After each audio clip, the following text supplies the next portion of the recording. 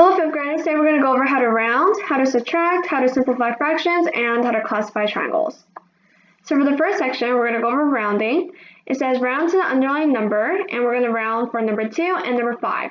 So number 2 over here, we see the number 1,604,597, and we see that our underlying number is 0.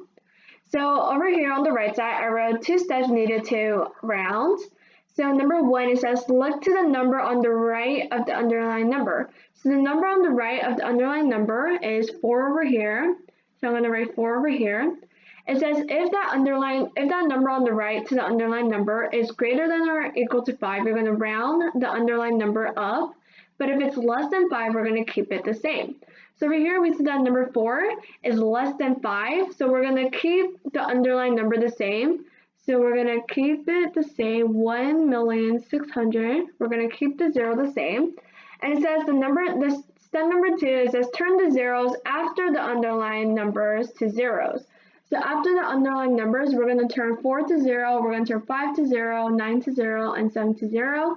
And that's how you round to the underlying number. So this should be our final answer, 1,600,000. If you notice, there's an equal number of place values. The number of place values do not change when you're rounding. So number 5, 63,945, we're going to do this one too. It says look to the number on the right of the underlying number again. So we're going to follow the first step. And it looks like the right of it is number 5. If it's greater than or equal to 5, we're going to round up, which it is. So we're going to round the underlying number 4. And we're going to round it up to 5. Round it up means just adding it by 1. So we're going to get 63,009 and then 5 because 4 gets rounded up. And it says turn the numbers after the underlying number to 0. So 5 is the only number after the underlying value, so we're going to turn that into 0. So your final answer for number 5 should be 63,950. All you have to do is follow these 2 steps and you're good for this section. For the second section we're going to go over is subtraction. It says find the missing number. So number 2 and number 3 we're going to go over. So number 2, I'm just going to rewrite it up here. So 2,373 minus 441 equals x. I'm just going to use x to represent the unknown value over here. So to find x, we just have to subtract these 2 numbers over here. So I'm going to place it vertically on top of each other like this. The place values have to match, 1's on top of another, 1 and 1 top of another, 10's on top of each other, the hundreds on top of each other. Then I'm going to just subtract this normally. 3 minus 1 is 2, 7 minus 4 is 3, 3 is less than 4, so we have to take 1 from here, change it to 13, 13 minus 4 should be 9. And just bring the 1 down over here because 1 minus 0 is 1, and you should get 1,932 as your x for number 2. This is your number 2. So your number 3 is a little bit formatted differently. So 7,698, and I'm going to use x as my unknown value for this, and now I'm going to make it to equal to 7,992. So we're trying to find what do we subtract from 7,698 to equal 7,092. So in order to know this, I'm just going to use algebra. So to know what we do this, I'm just going to add x to both sides. So I can make the x positive. So you get 7,698 equals 7,092 plus x. Now to isolate this, we're going to subtract both sides by 7,092. Just to isolate the x value, which we're trying to solve for.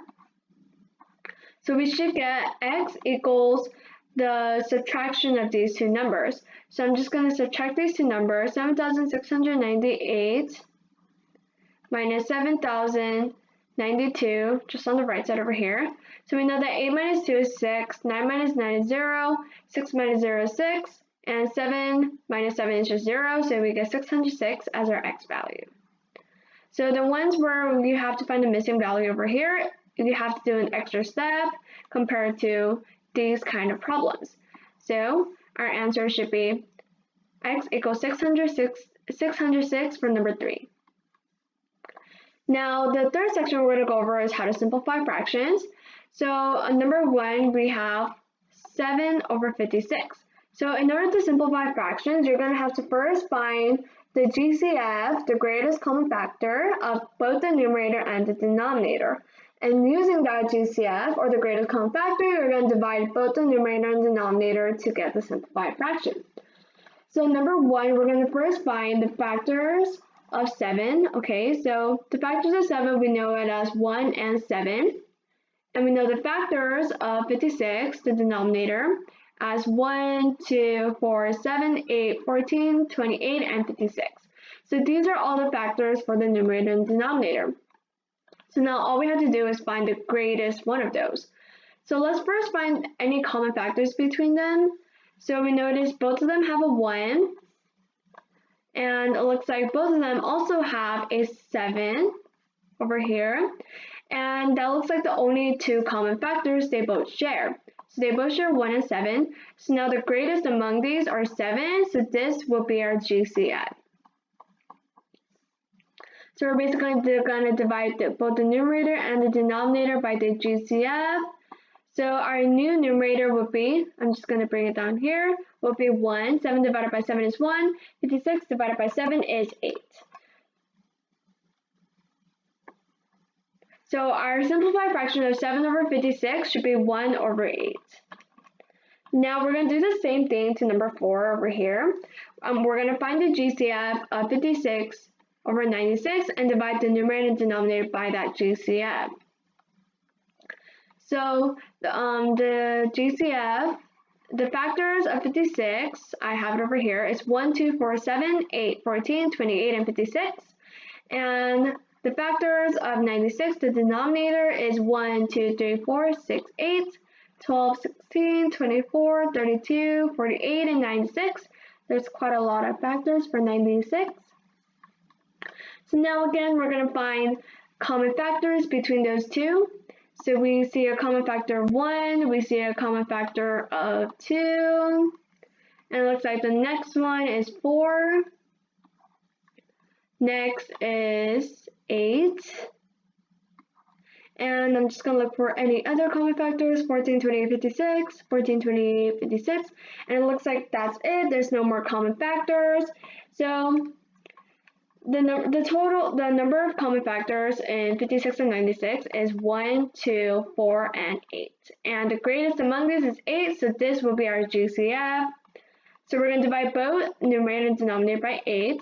For your new numerator, you will get 7, and 96 divided by 8, you'll know that as 12. So your final answer your final simplified fraction of 56 over 96 is 7 over 12. And that's basically it for simplifying fractions. So the last thing we're going to go over is how to classify triangles. So we're just going to go over number 2. So these are the different types of triangles you can classify as: scalene, isosceles, equilateral, and right triangles. So I'm just going to go briefly over what each of them is. Scalene is when all 3 sides are not equal to each other, when they all have 3 different lengths, 3 different side lengths. Isosceles is when they have 2 same side lengths. Equilateral is when they have 3 equal sides, and right triangle is when it has right angle. So scalene again is when there's no equal sides, there's 2 equal sides, there's 3 equal sides, and this just has a right angle. So we're going to look at number 2 and determine which one is which. So for this one, I first like to check if it has a right angle, and it does not have a right angle. Any one of these 3 angles does not look like this, which is a right angle. Should have a 90 degrees. That's what a right angle is. All of these do not look like right angles. So that's off the chart. Now we have to determine if it has 3 equal lengths, and it doesn't look like they do. And now we have to see if it has 2 equal lengths, and they do in fact have 2 equal lengths. These 2 side lengths. So this is what you consider a isosceles. And that's it for today.